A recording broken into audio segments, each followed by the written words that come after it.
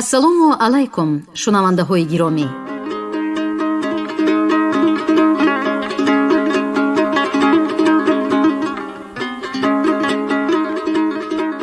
гуфтори адабиямонро аз силсилаи хониши бадеӣ оғоз мекунем.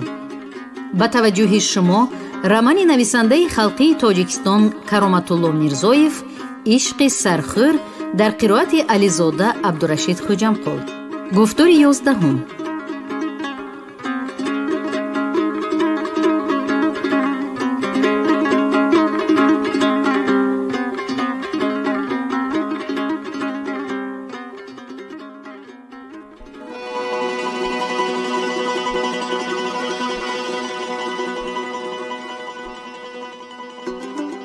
دستی سرخور در نوده چنار گویا آن را نوازش می کرد. از کدام یک گوشه آسمانی پر ابر رعد و برق درخشید. بعد گلدور صدای تندر، باران شدت یافت، آبی سنگاب باز افزود، دمیش خورد، به جانب جر گشت. درختی چنار بیجا شد، آن باز در آغوش سیلاب. باز همان نودهی به قوتی چنار در دست سرخور. اندکی راه مانده که سیلاب تا دهه ماین کج رسد. از اینجا تا دریای کافرنیهان راه سنگاب را سیمنت پوش کردند. اگر از چاینک به سنگاب آب بریزی به جانب کافرنیهان می شارد. آنچنان سرنشیب که اگر تخم را گذاری غیلان می شود. در اینجا برای درخت چنار کو موی برین مانع، نه چنار می ماند و نه سرخور. سرخور باز در پنجه اجل، باز صدای غلغله سیلاب. عجبا کی هاست که به گوشش صدای می آید. سرخور، اسفندیار، سرخور. شاید مادرش است که فهمیده قدقدی سنگاب بچم گفتم می دود. آوازی کی ایرید کردن نمی توانست، فرق کردن نمی توانست. در لحظه هایی که چنار به پول میان دیه های نیلکان و راحتی می رسید، همان صدا بلندتر به گوشش می آمد. سرخور، اسفندیار. سرخور پولی بالای سنگاب را می داند. بارها از بالایش گذشته است. آن هم از کدام یک انسانی ثواب جو مانده. انیخترش آن را پولی ایشانی اعظم خان گوید. او یک نفر اهلی سواد بوده است. در بخارا خوانده است. از ملاگی نان نخورده است. استا بوده است. استای چوبکار در کلخاس. همین پولی بالای سنگاب را او در بین دیه های نیلکان و راحتی ساخته است. در این مابین آدمان آن را چند بار تعمیر از نوسازی کردند، ولی پول باز به نام ایشانی اعظم خان. همین حالا سیلاب چنار را از تگی پول می گذراند. بعد خیلی فکر دارد تمام و سلام به دیهی ماین کج می رسد. کاش همین خیل نشود. او در همین خیل خیال و در غم جان که صدای گرساس به پایه های پول برخوردنی درختی چنار بلند گشت. به خیالش زمین و زمان لرزید. مغزی سرش بیجا گشت. تمام اعضای بدنش لت خورد. اما چه خوشی که درختی چنار در تگی پول درمان. پولی ایشانی اعظم خان مثل درختی چنار جان دستگیرش شد. رحمت به ایشانی اعظم خان و آن فردی که در کدام عصر چنار را شنانده است. از آدمی نیک نیکی می ماند. سر بالا کرد. باران نمی بارید. ابرهای سیاه پریشان جای آسمان صاف شده، ولی سری قله های کوه های مغمورود قندی پر ابر از افتش آنجا باران می بارید که سیلاب کم شده باشد هم شستش به تمام پس نگشته، صدای وهمانگیز بلند هنوز سیل سنگ می آورد. سنگ ها قصر قصور به هم بر می خورند. سرخور با تنی لرزان و دلی پرهراس یک دست در نوده چنار، دست دیگرش را به طرف ستون پول برد. جان حولی جان آن را داشت، با عذاب خود را سوی ستون کشید، نیمخیز شد. در بالای پول گپزنی، آوازی دختر و جوانی: اسفندیار، اسفندیار! دختر فریاد زد: بند را دار، اسفندیار میشنوی؟ بند را دار. آواز کی انیق کرده نمی توانست. شاید او لطفی است که از پس اسفندیار آمده است. قدقدی سنگاب سخته پخته دویده است، عذاب کشیده است، تگی ژاله و باران مانده است. از صبح شبش قطی دختر در راه رو. انتظار می شوم گفته بود، انتظار نی در دوادو، در جستجوی او. چی روزی آمدم به سری آنها؟ خداوند ناامید نشوند، رویشان سرخ شود، اسفندیار از اجل رهد. اسفندیار! باز شنید آوازی دختر را: گوش کن، میشنوی؟ از بالای پول می فرایم.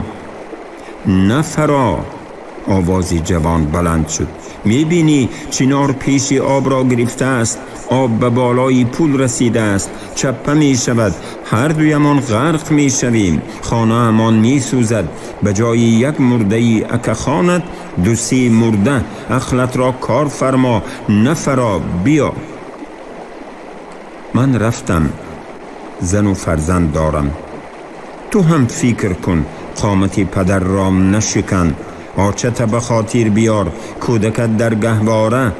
من می روم، گفت جوان. نروید اکا جان، ما باید اسفندیار را نجات دهیم. وی خودش را برای من به جوش دریای کافرنهان انداخته بود.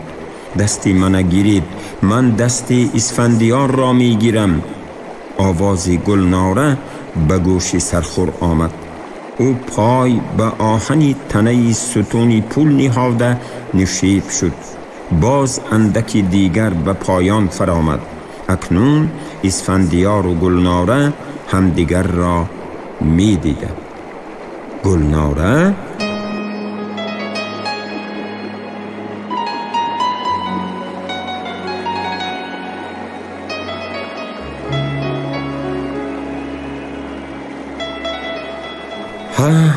من گلناره، باور نمی کنی گفتم که بند را دار، تیز زود باش، آب دمیش خورده ایستاده است. انا بین فرصت نماند، از پسی من بالا شو، دستت را می گیرم، بیا. گلناره بر روی پل برآمد، خم شده به پایان دست دراز کرد. دستی اسفندیار به دستی گلناره آمد. آنها در بالای پل روبروی همدیگر می ایستادند. برادری گلناره پیش آمد. هوا صاف کرده ماهتاب عالم را روشن می کرد. گلناره و اسفندیار به راه در آمدند.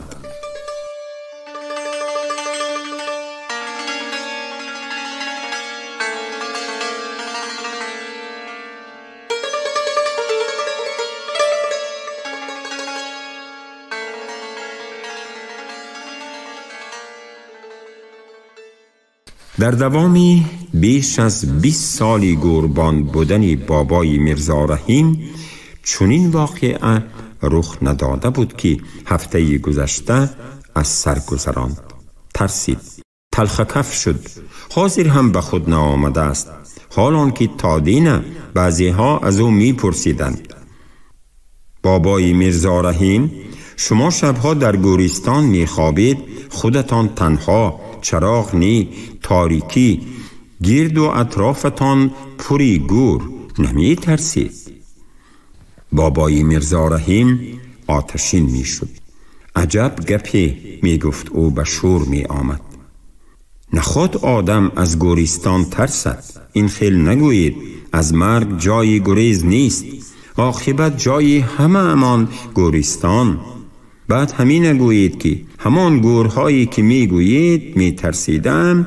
گورهایی کی؟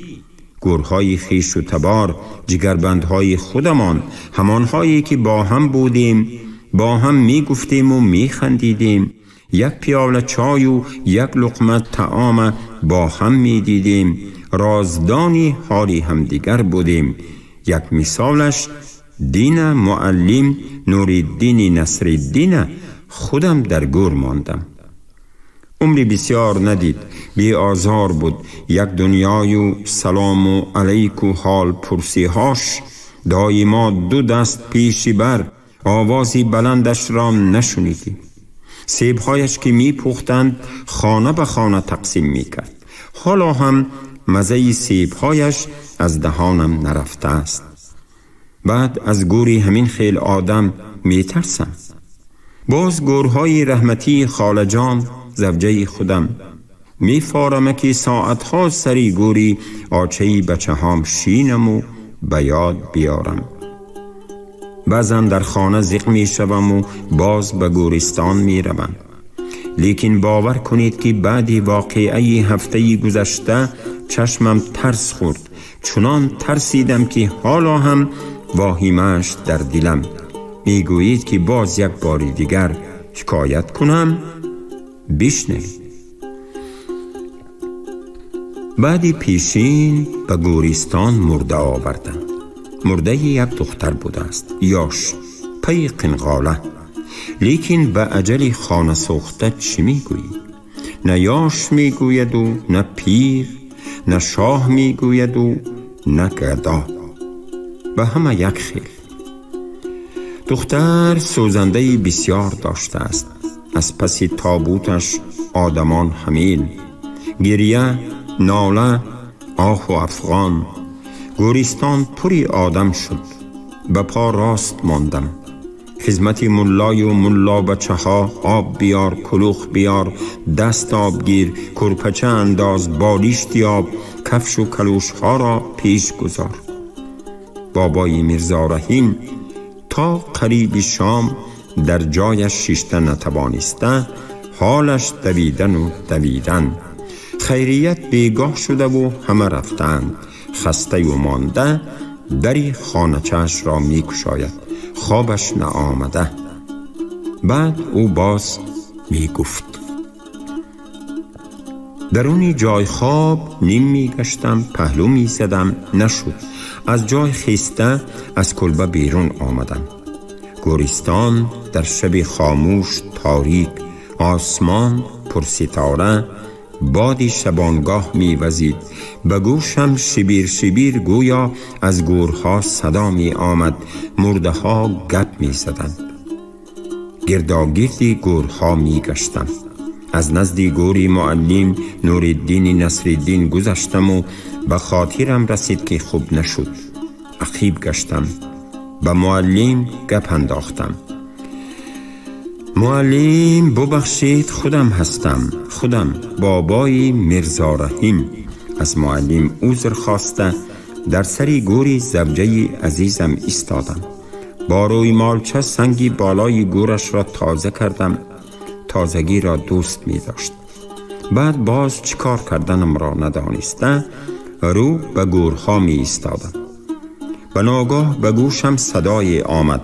آوازی گریه و ناله از بالاتری گورستان، از همان طرفی که دختری پی قنقاله را به خاک مانده بودند. شاید مادر یا خواهرکانش آمده اند؟ نه، زنها به گورستان نمی آیند. باز در شبی که ندانی چغاتی شب. یا خودی دختر نمرده بوده است و زنده شده است. همین خیل شدنش ممکن. این خیل واقعه ها رخ دادند. بابای میرزا رحیم به فکر افتاده است. کاش همین خیل شده باشد و او دست دختر را گرفته خانه اشان برد.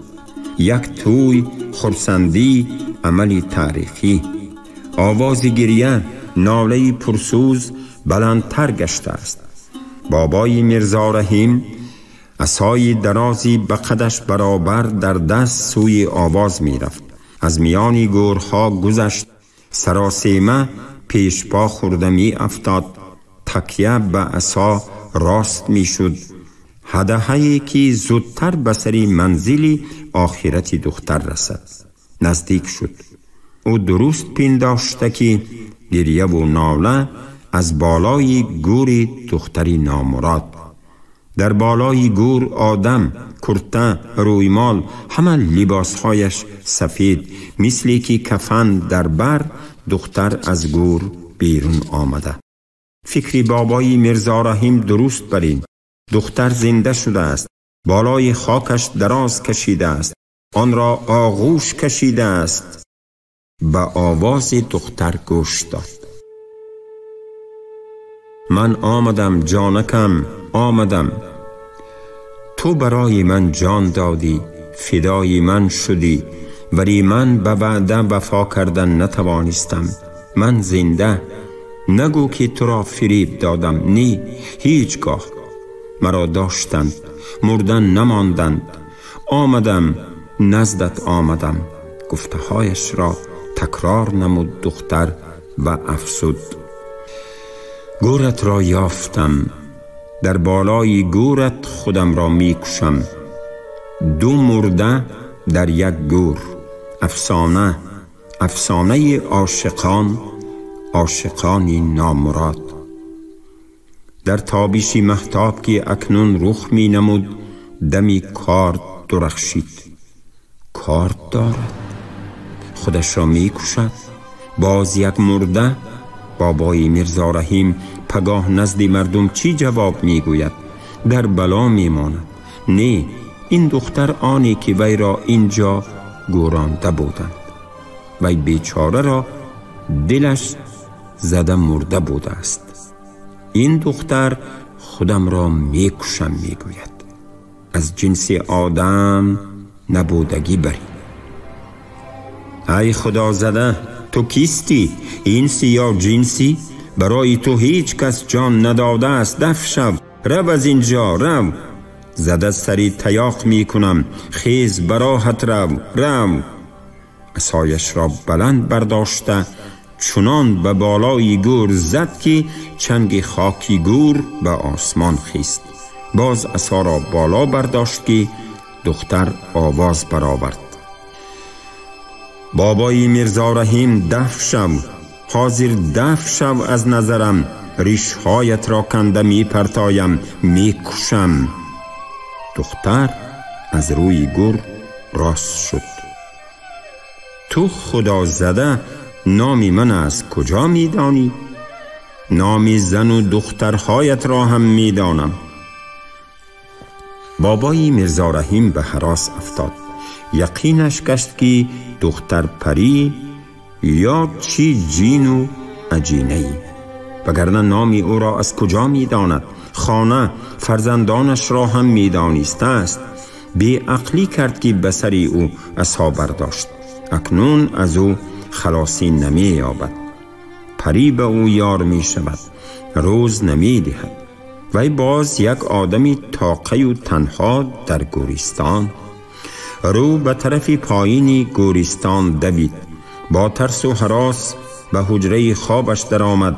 در را از بالایش قلف انداخت. شب به سحر می آمد و از خواب نمی خیست. دری حجره را ترق ترق با سنگ زدند.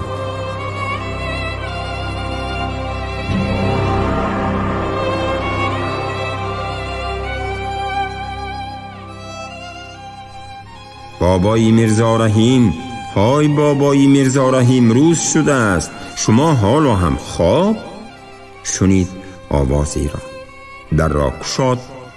در پسی در یک بچه و دختر دست به دستی هم داده می ایستادند. چی می گویید بچه هام؟ پرسید بابای میرزا رحیم. سری گوری دختری خاله جانم آمدم، گفت بچه. دختری خاله جانت کی؟ دین بیگاه به خاک مانده بودیم کو؟ همان دختری جوان عروس شونده؟ بلی بابا جان، همراه همان بیایید، آیت خوانید، بر روحش می بخشیم، برای همین آمدیم. من سری گوری وی نمی روم، توبه کردم. برای چی این خیل می گویید بابا جان؟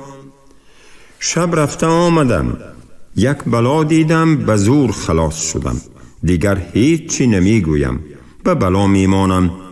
گفت بابای میرزا رحیم و به کلبهش در آمده در را باز پوشید.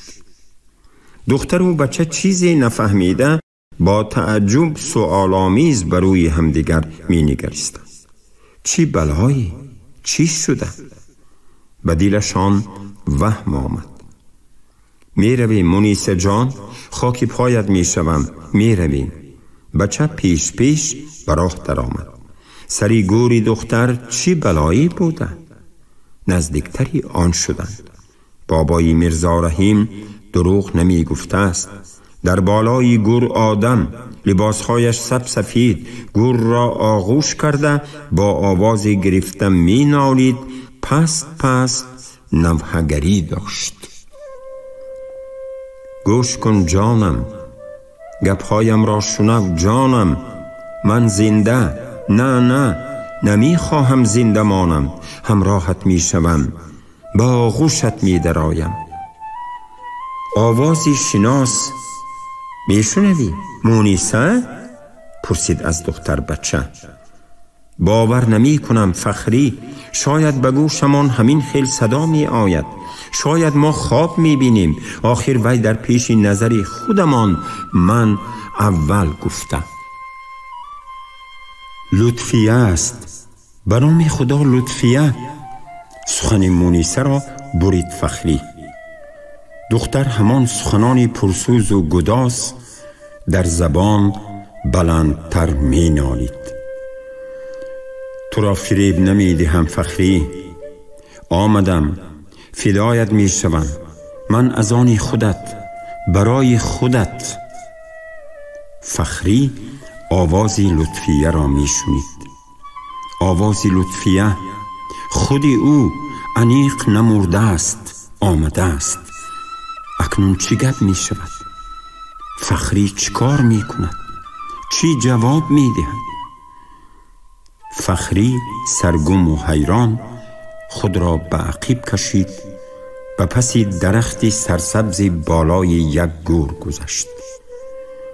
مونیسه طرفی گور، طرفی لطفیه رفت. لطفیه، های لطفیه، تو خودت هستی؟ نامی او را به زبان آورد مونیسه. مونیسه، آوازی لطفیه هم سؤال‌آمیز بود. ها، من. تو هم آمدی؟ شرم نمی داری؟ قدرت را دان، خاکی زمین نشو، ناموس داری؟ در زندگیش از تو بیزار بود، از پسش می دویدی، به وی می مردی و می زیستی، صدقه و بندهش می شدی. به تو نگاه می کرد. چی گفت از سری گورش آمدی؟ به چی وجه؟ خودت چی گفته آمدی؟ نمردی؟ زنده ماندم، لیکن به عهدم وفا می کنم. خودم را در بالای گورش می کشم، خاکی گورش می شوم، همراه می شویم، می مرمش. در بالای گوری کی خودت را می کشی؟ خاکی گوری کی می شوی؟ برای کی می موری؟ مونیسه بلند خندید. برای فخری می مرم، خاکی گوری فخری می شوم، برای وی خودم را می کشم. دیوانه شده ای تو، دیوانه. وی گوری کی؟ گوری فخری، فخری خودم. ندیده و نشنیده باشی، بین شنو. دلم برای تو می سوزد. حیف شده ای، عقلت کاهیده است. وی گوری فخری نیست، گوری نایله دختری خاله‌ات است. دینه در همین جا وی را گوراندند. دینه همین جا هم دروغ میگویی، مرا فریب میدهی. تقایم گفتند که خودشان جنازه فخری را خواندند، خودشان وی را در پهلوی گوری مادر کلانم در خاک ماندند. نفهمیده باشی فهم. تقایت نایله را در خاک ماندند. فخری زنده است، وی نمرده است. وی خودش را برای تو از جر نپرتافته است. وی در دل تو وسوسه انداخت که خودت را از جر پرتایی و خلاص شود. خبری مردت را در خانه اتان شنیدند. قیامت، فغان، ناله، روی کنی و موی کنی. خیز خانه اتان رو، دیگر فخری نگوی. و یکنون از آنی من، فخری من، نکاح کردیم ما اکنون زن و شوهر. باور نکنی حاضر خودش را جیغ میزنم. خودش را میبینی. دیر نی، همین حاضر نزدت می آید. مرا می سوزاندی، انا اکنون سوزاندن از من میبینی. سوخته سوخته میموری. انا بی من در لباسهای عروسی. لباسهای او همه شلشله‌دار، زربافت، زردوزی.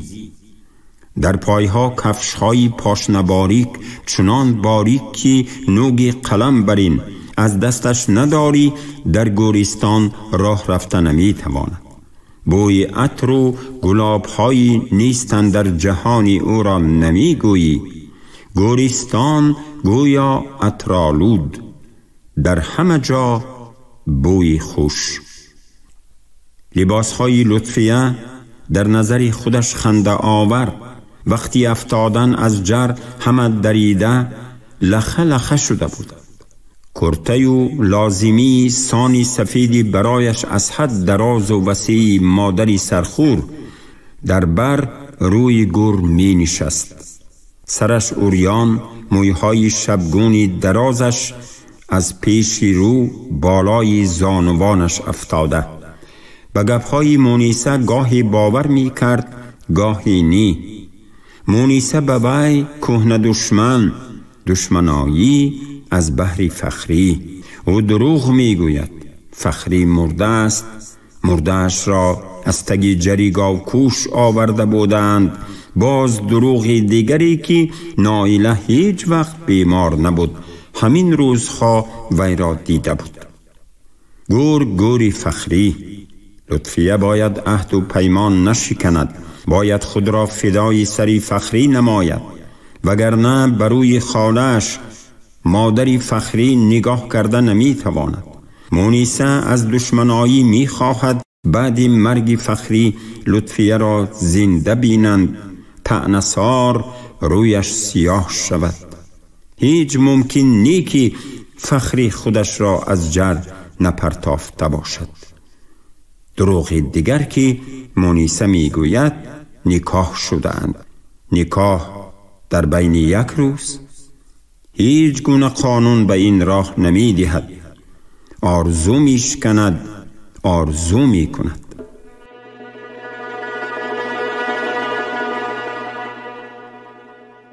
شما گفتار 11 را از روی رمان نویسنده خلقی تاجیکستان کرامتالله میرزویف عشق سرخور در قرائت راوی علیزاده عبدالرشید خوجمقل شنیدید. کارگردان شیرعلی نغزلی. پایان گفتار ادبی از سلسله خوانش بدیعی.